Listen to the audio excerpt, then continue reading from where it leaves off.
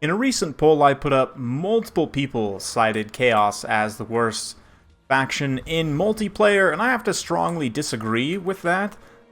Chaos is very strong for a number of reasons, but here we are with another game from the Warhammer World Cup. This time, I'm not sure the player who sent this in, I apologize, currently offline on Discord, don't know how to ask you how to pronounce your name, so I'm going to go with Bod3ay here versus Grombrindal, who we have seen many times across many tournaments. Chaos versus Wood Elves, and we're in for quite the battle here. Sigvald the Magnificent leading the way for the Warriors of Chaos, looking ever so magnificent as always. Got his Mirror Guard, of course, a Soul of Damnation, a Regiment of Renowned Hell Cannon, one unit of Dragon Ogres, a bunch of Chosen, two Chosen, great in this matchup. If you can keep them protected, bunch of Marauders as well. Fireball Sorcerer already slinging some spells over at WARHAMMER.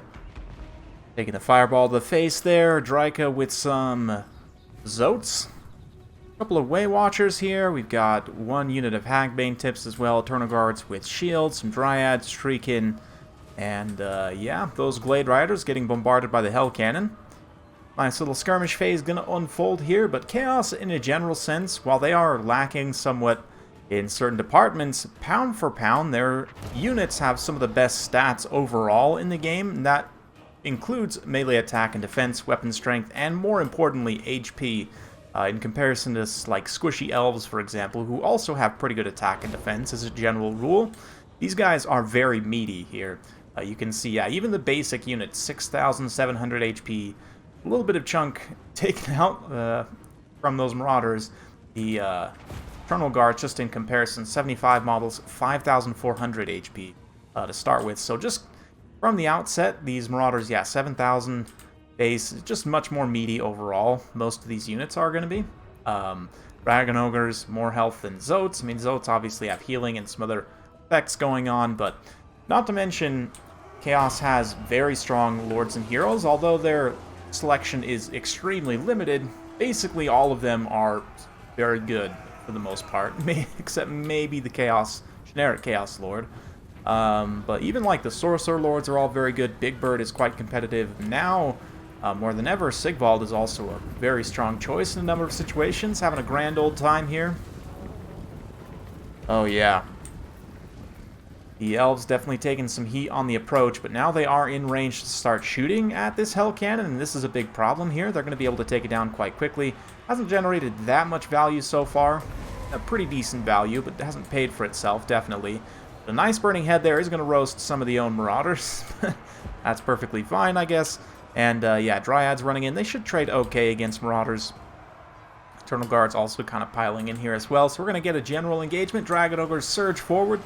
Going to meet the Treekin. Treekin were not braced, so they're not going to get their charge defense. Pretty unfortunate. They will take quite a bit of damage there. It's a nice Awakening of the Wood. Or rather, Dryad summons. Malevolent Dryad summoned right on top of those Marauder Horsemen. Some great placement. Draika also unleashing a nice Penumbral Pendulum there on the line. Take out some of those Marauders, deal some great damage to the Mirror Guards. So far, Draika's rush is looking pretty good. Soul of Damnation has been taken out. Now the Dragon Ogres are facing a little bit of overwhelming force. I say overwhelming force. They are fighting on top of Chosen.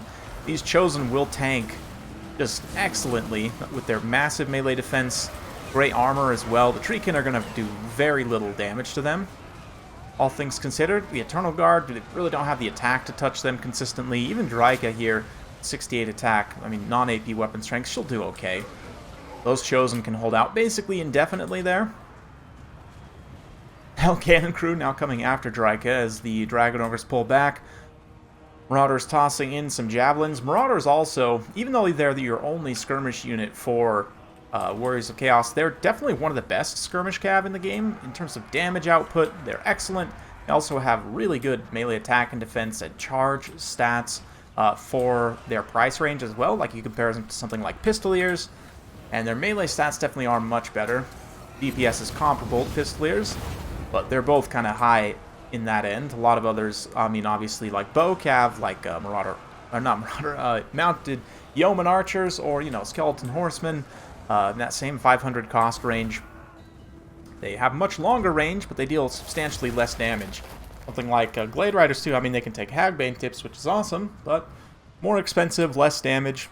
The Javelins certainly are nice. Throwing Axes are as well. Things are not looking great, though, for the Warriors of Chaos right now. We've got a Dryad summon, kind of spiking the balance of power a little bit. Most of these forces out in the periphery have been dealt with, and the Zotes are now coming up and around. The Chosen will eventually get ground down, especially if they're taking missile fire and, you know, different things here. They aren't going to do a ton of damage to the Trakin. They will do some damage over time. But this is a situation which will potentially favor Sigvald. One massive thing, and I plan on doing a video about this soon.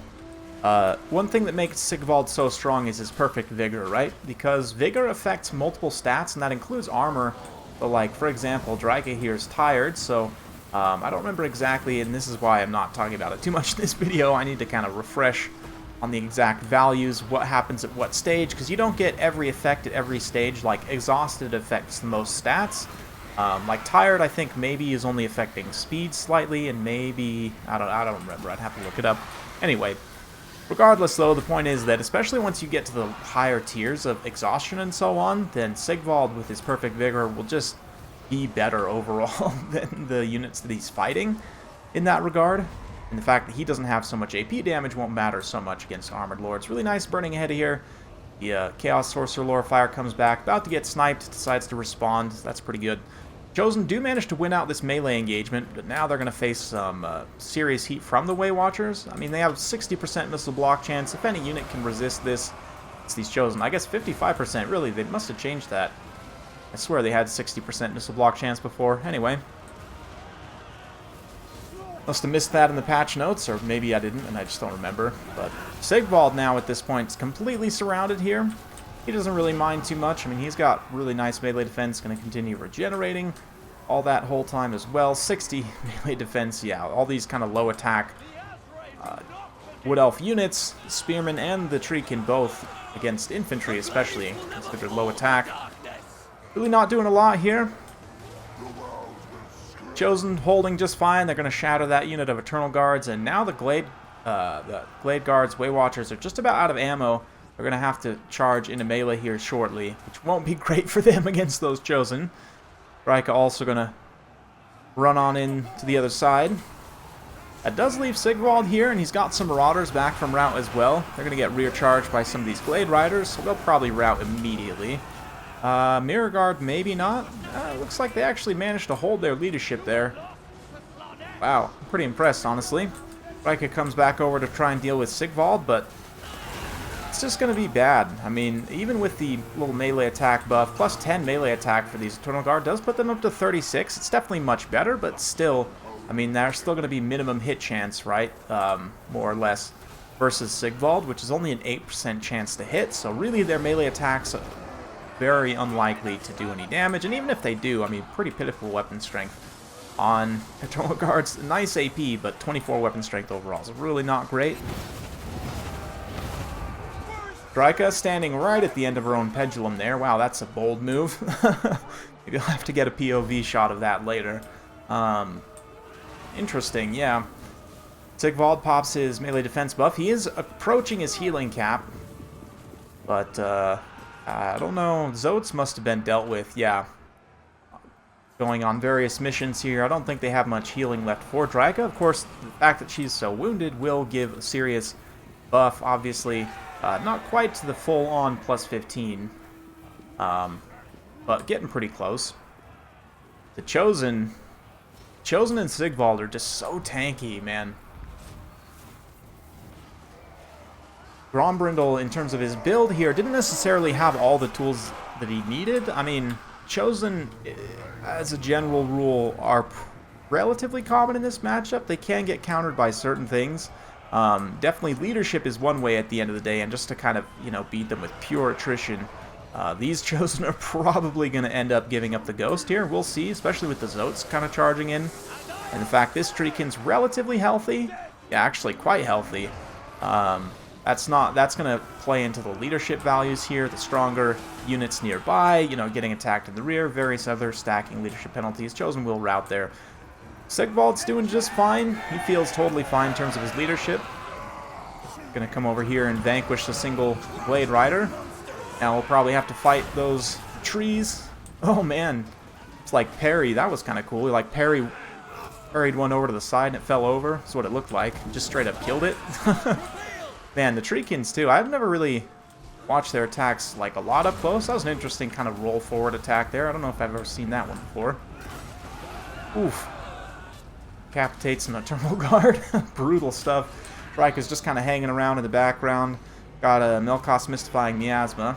No Enfeebling Foe here, which I do think is a mistake. Enfeebling Foe in this situation would have been perfect to nerf Sigvald's stats. Of course, with Standard Eye Slippery active, he has 108 melee defense, so literally everything will be minimum chance to hit, no matter what. But the Chosen come back.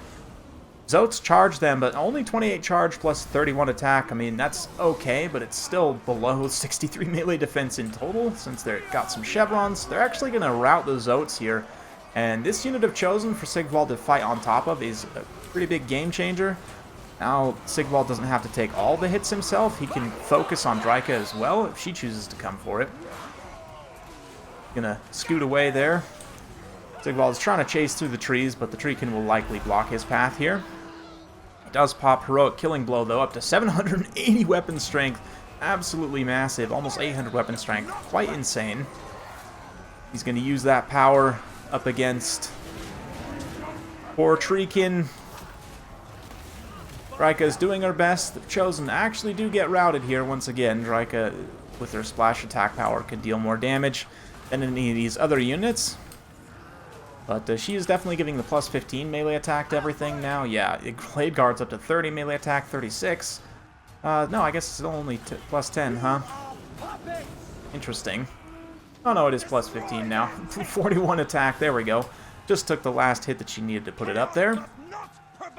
So we've watched this grind for long enough, I think. We can go ahead and fast forward. Sigvald, of course, as you probably would have guessed, is not really threatened too much by all these Treekin. They just really don't have the damage to deal with him, even with the buffs from Dreyka. So he ends up carrying the day there at the end. Just absolutely massive value on him. Yeah, 2,500 damage value on Sigvald. 15,000 damage dealt, 116 kills. Good stuff. Yeah, the Fire Sorcerer also had some nice Burning Head casts. Marauders, likewise, did okay. I mean, don't really pay for themselves largely, except for one, but they're mostly here as meat shields anyway. The Chosen, great value on these guys. 1250 what you pay for them, so these guys barely pay for themselves, but these ones here, 2,000 damage value. For a unit that's meant to tank damage primarily, that is really nice damage output to get as well. 10,000 damage dealt, pretty impressive. The fact that they hang around so long and they still have good attack stats, and you know, weapon strength and so on. That's why they can, in a long game like this, and it definitely was a long, grindy game there at the end. Dragon Ogre's getting okay damage in. Same thing with the Soul of Damnation, but a little bit of lost value there. Dreyka doing her thing, lots of damage. And some of the Eternal Guards also trading decently upward. The Unbreakable ones I find not to be majorly cost-effective just because they're still so squishy, but they are an option to bring, certainly. Away Watchers paid for themselves. Glade Guards did not. Hagbane Tips, surprisingly, even though they took some damage early on, did end up paying for themselves. Treekins also, it's hard to say. You know, they definitely tanked some damage. One of them did some decent damage, too. The Zotes, likewise. The healing, I didn't catch exactly where that went, but evidently wasn't enough to swing the outcome of the game. Neither was their damage. Dryads do okay as well. They actually probably... one of them pays for themselves, one of them does not. A little bit of a mixed bag against those Marauders, but... yeah, Chaos overall as a faction, I would say, is definitely not weak. You will see them, especially in certain matchups, shine, and just given the, depending on the situation, like, yes, against Vampire Counts, it's probably their hardest matchup I would avoid. But generally speaking, I think they have a pretty good chance in most matchups in the hands of a player who knows what they're doing. The biggest thing about Chaos is what you see is what you get. There's not really a lot going on in terms of hidden stats or abilities. Like most of their units here, you can see literally hiding in the forest is the only thing they can do besides just, you know, having awesome stats. And as I mentioned, you know, as a general rule, elves have pretty good attack and defense stats, but poor HP. Chaos, like, maybe slightly arguably worse attack and defense stats, but just much better HP overall, right? We can even do a direct comparison here. I mean, granted, these units are a bit more expensive, so maybe it's not the best. But just their elite, you know, 250 more points, 1,500 more HP than something like Hargoneth's Executioners. Blackguard, I mean, 6,750 HP is still 1,110 lower than Chosen, so that's the thing, is not only they have great attack and defense stats, they're not worrying about any Ponzi special, you know, prowesses or whatever else, or to big timing spikes. It's just very straightforward, which appeals to a lot of players, definitely. And it also makes them deceptively tricky to learn. I mean, it might seem simple on the surface, like it's a basic rush faction, but I mean, there we saw more of like a defensive artillery setup. There's different things you can do, definitely, and playing rush, a lot of people will say is easy. It's kind of like, I don't know, I don't want to say brainless, because that's definitely not true, but it's just an interesting kind of way to play that you have to... I don't know exactly what the point is I'm trying to make here. Rush is somewhat nuanced, I guess, is what I should say, in terms of what units you bring, kind of the structure, how you advance, how you deploy, and everything else. It varies from faction to faction in kind of very small ways, which it can make it tricky to learn, because you might think like, oh, it's just rush, you know, take a very similar build in basically every matchup and you win. But whereas really, you do kind of need to specialize and think, especially given your opponent and your map, you know your opponent's tendencies, or you can guess at what they're going to try and do, then perhaps you bring a good counter build. But Chaos, just a couple more kind of characteristics. They are a little bit lacking in magic right now. Hopefully that changes with the release of Total War Warhammer 3, but at the very least, they've got excellent infantry and pretty decent mobility options as well. Heavy cavalry is not amazing, but it is here. Great monster selection. I mean, Shaggoths are what they are. Giants too, spawns are awesome. They've even got Feral Manticores, which is probably the best monster in the game right now. Yeah, just generally they are a lot more flexible than they seem. You can go with like a heavy front rush. You can go with a very wide mobile kind of hit and run, almost Beastman style rush. You can even go with some kite builds if you go like full-on horsemen against specific factions. You can go like with some interesting kind of air builds, right? Maybe go Dragon Double Manticore. There's a lot of different things you can do, honestly, with Chaos. A lot more than what it may seem on the surface. It's more than just double Shaggoths till the end of days, I guess is what I'm trying to say. So hopefully you guys enjoyed this one. If you like this sort of content, be sure to like, subscribe, hit that bell notification button. If you like this content, found it informative, be sure to give it a like, share. Thanks again. We'll see you next time.